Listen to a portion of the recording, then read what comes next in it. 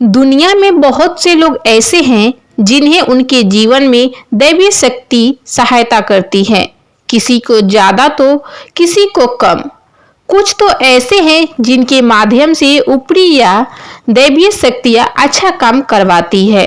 सवाल यह उठता है कि आम आदमी कैसे पहचाने कि उसकी दैवीय शक्तियां मदद कर रही है या उसकी पूजा पाठ प्रार्थना का असर हो रहा है। आइए जानते हैं इस बारे में 11 संक्षिप्त जानकारी। दोस्तों, वीडियो को स्टार्ट करने से पहले अगर अभी तक हमारे YouTube चैनल को सब्सक्राइब नहीं किए हैं तो चैनल को सब्सक्राइब करके वीडियो को लाइक शेयर करें और कमेंट्स में जय माता दी जरूर लिखें। तो चलिए दोस्तों, वीडियो को स्टार्ट करते हैं और जानते हैं। नंबर 1, अच्छा चरित्र। शास्त्र कहते हैं कि दैवीय शक्तियां सिर्फ उसी की मदद करती हैं जो दूसरों के दुखों को समझता है, जो बुराइयों से दूर रहता है, जो नकारात्मक विचारों से दूर रहता है, जो नियमित अपने इष्ट की आराधना करता है या जो पुण्य काम में लगा रहता है। यदि आप समझते हैं कि मैं ऐसा ही हूँ तो निश्चित ही दैवीय शक्ति आपकी मदद कर रही है। आपको बस थोड़ा सा इस बात पर ध्यान देने की जरूरत है कि आप अच्छे मार्ग पर हैं और आपको ऊपरी शक्तियां देख रही है। नंबर 2, ब्रह्म मुहूर्त। विद्वान लोग कहते हैं कि यदि आपकी आंखें प्रतिदिन ब्रह्म मुहूर्त में अर्थात रात्रि 3 से 5 के बीच अचानक ही खुल जाती हैं तो आप समझ जाए कि दैवीय शक्तियां आपके साथ है, क्योंकि यही वो समय होता है जबकि देवता लोग जागृत रहते हैं।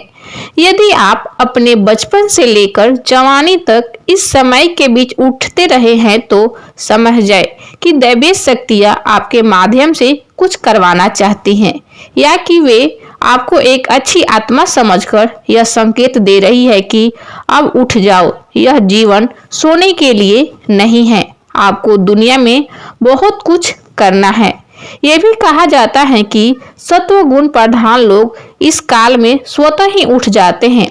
आयुर्वेद के अनुसार इस समय बहने वाली वायु को अमृत तुल्य कहा गया है। यह अमृत वेला होती है।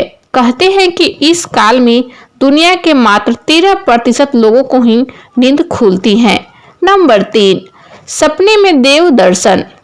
यदि आपको बारंबार मंदिर या किसी देव स्थान के ही सपने आते रहते हैं, सपने में आप आसमान में ही उड़ते रहते हैं या सपने में आप देवी देवताओं से वार्तालाप करते रहते हैं तो आप समझ जाइए कि दैवीय शक्ति आप पर मेहरबान है। नंबर 4, पूर्वाभास।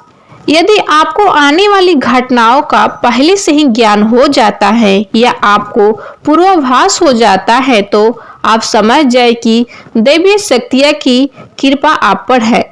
नंबर 5, पारिवारिक प्रेम। आपकी पत्नी, बेटा बेटी और आपके सभी परिजन आपके ज्ञान का पालन कर रहे हैं, वे सभी आपसे प्यार करते हैं एवं आप भी उनसे प्यार कर रहे हैं तो आप समझ जाइए कि दैवीय शक्तियां आप पर प्रसन्न हैं। नंबर 6, भाग्य से भी तेज। जीवन में आपको अचानक से लाभ प्राप्त हो जाता है। आपके किसी भी कार्य में किसी भी प्रकार की आपको बाधा उत्पन्न नहीं होती है और सभी कुछ आपको बहुत आसानी से मिल जाता है तो आप समझ जाइए कि दैवीय शक्तियां आपकी मदद कर रही है। नंबर 7, सुगंधित वातावरण का एहसास। यदि कभी कभी आपको यह महसूस होता है कि मेरे आसपास कोई है या आसपास सुगंध का एहसास होता है तो समझ जाइए कि अलौकिक शक्तियां आपके आसपास आपकी मदद के लिए है।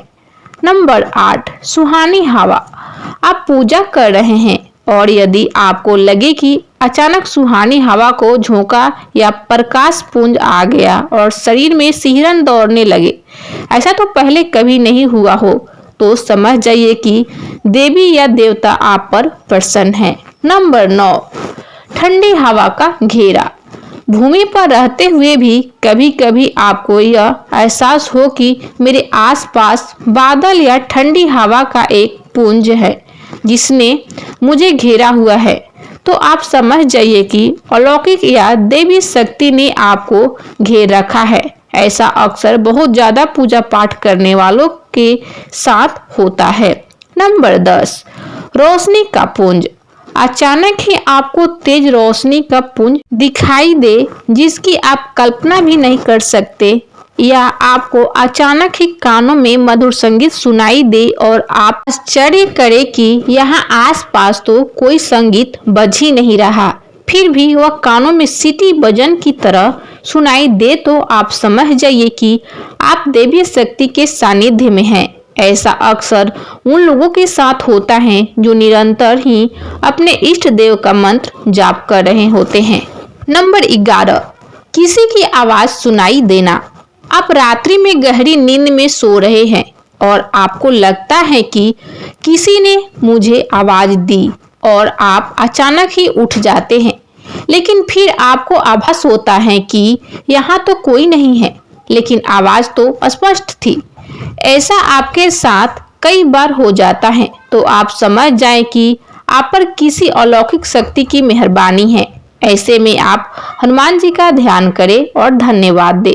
दोस्तों, वीडियो पसंद आए तो वीडियो को लाइक करें, ज़्यादा से ज़्यादा शेयर करें। चैनल पर नए हैं तो चैनल को सब्सक्राइब करके कमेंट्स में जय माता दी जरूर लिखें।